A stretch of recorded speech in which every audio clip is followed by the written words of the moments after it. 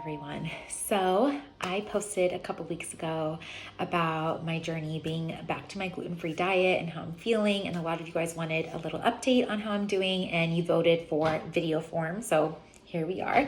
I'm going to chat a little bit about what these past 20 days of eating gluten-free have looked like, felt like, my system of doing it right now, and yeah, this is where I'm at right now. So officially May 1st, I decided it's time for me to go back to being gluten-free. And I'd been toying around with the idea for a little bit. And I was looking back on my postpartum time with Emma and then my postpartum time with Lily. And with both girls around that 4 to 5 month postpartum, actually 3 to 5 month postpartum period, I remember my hormones going crazy, my energy tanking, just feeling really, really, really anxious and depressed. And this is just part of the postpartum journey. And I recall those are seasons of life that I did go gluten-free, and my symptoms, how can I word this? It's not a cure. It's something that relieved my symptoms dramatically. Eating gluten-free relieves those anxiety and depression symptoms for me dramatically. But let's rewind to 10 years ago when I initially got diagnosed with gluten sensitivity. We thought I had celiac disease. My doctor sent me to a blood test. She was like, I'm pretty sure you have celiac. Came back negative. But she still encouraged me to do a trial and get rid of gluten for a month. And back then it was for digestion issues. I was having really, really painful bloating, looked pregnant, was really, really uncomfortable, and I was losing weight like crazy and not even trying to. Celiac came back negative, but the moment I went gluten-free, so many of those symptoms again decreased dramatically.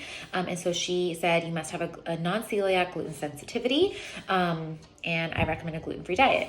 So in those last 10 years, I have gone back and forth between eating gluten, not eating gluten. Specifically when I'm pregnant, I feel like my body can handle gluten a lot better, but it's always around this time postpartum that I just feel that anxiety is through the roof. My brain is racing. I react to everything around me, so much more anger and just so much more stress and depression, stress and sadness. So I decided to go back to eating gluten-free. It was funny. My husband and I were listening to a podcast on our way to San Diego, and the dietitian on the podcast was saying how a gluten-free diet has been shown to help the symptoms of anxiety and depression. And I looked at him and I said, see, this is why I feel like it really helps me. He's like, well, no one is stopping you. Go ahead, go back to eating gluten-free. No one is stopping you.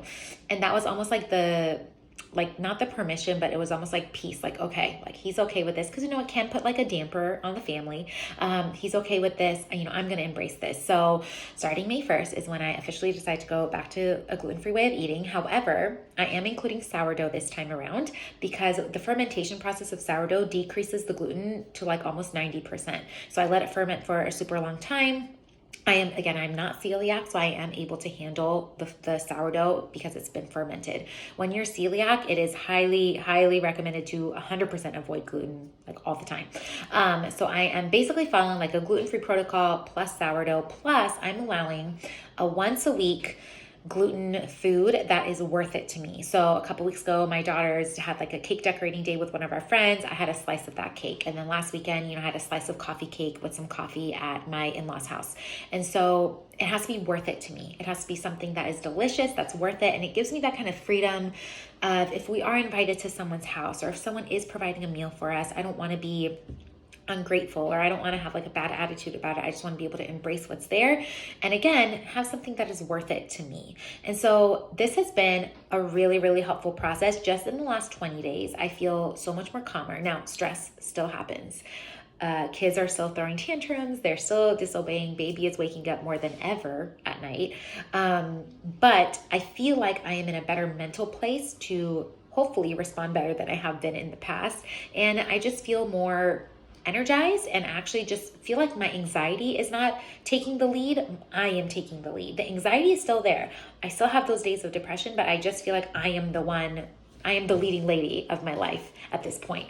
As in I'm taking ownership of the way I'm acting versus just feeling like my hormones are just happening to me and anxiety is just always there. The depression is always there and I have no way out. I feel like it has dramatically helped my mental health. And another thing that really helped me make this decision to go back to gluten-free is reading that book, This Is Your Brain on Food. And a lot of the evidence on gluten and anxiety and depression is anecdotal, which means it's based on people's experiences, kind of this is anecdotal. This is not a scientific study or a clinical trial on myself. This is anecdotal, but it has shown to improve those symptoms, the symptoms of anxiety and the symptoms of depression. And so while my digestion also feels a lot better eating gluten-free, right now my mental health is what is really motivating me to stick to this way of eating, find abundance in this way of eating, the way that I recommend following kind of any restrictive diet where, let's say you have a food allergy, or let's say you really do have to avoid a certain food, is focusing on what I am able to eat versus what I can't or shouldn't eat. And that's been really helping me get into a better brain space and mind space when it comes to following a gluten-free lifestyle. And that once a week kind of gluten worth it food has really helped me do this imperfectly, because I really think that imperfect consistency is much better than living in the 100% and then in the 0%. I talk about this all the time. Better than being 100% and 0% is living in that 80% range, which I feel like is what I'm doing. And I'm already noticing so many benefits to doing it this way.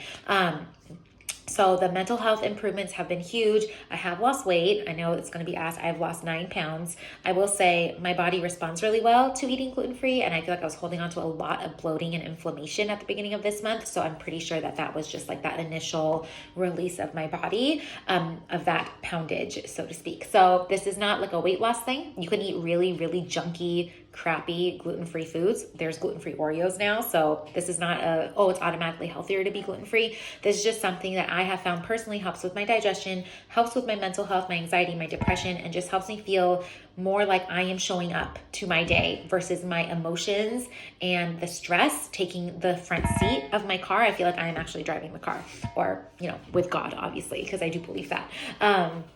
But I just feel like my emotions aren't taking over, which is huge as a mom of 3, especially with a 4.5-month-old. That is, it's very hard to live every day kind of feeling ruled by those issues. Now, again, this is not a cure. I'm not saying this is like what you should do. It's just what's working for me right now in this season. Like, does that ever mean I'm never, ever going to go eat gluten again? No. Right now, this is really working for me, for my family, for my motherhood, all of that. And so just wanted to give you guys a little update on that. So that's where I'm at right now. I am enjoying making all things sourdough. I'm enjoying back to my old gluten-free recipes. There's a ton on my blog that I've been making and enjoying. And I just really feel like it has helped my mental health tremendously, which is really, really important, because you could be healthy in your body, but if your mindset is struggling, it can be really hard. It can be really hard to live each and every day. And so that's my little update. I hope that this was helpful for you guys. Ask me any questions. I'm like a wealth of knowledge when it comes to gluten. I'm telling you, I started gluten-free 10 years ago before it was even a thing. And so any questions you guys have, any tips or recipes or any kind of, if you've been dabbling with the idea of going gluten-free, let me know, and I am more than willing to chat with you guys. So anyways, I hope this was helpful for you guys. My baby just woke up, perfect timing. So I will talk to you guys later. Thanks for listening.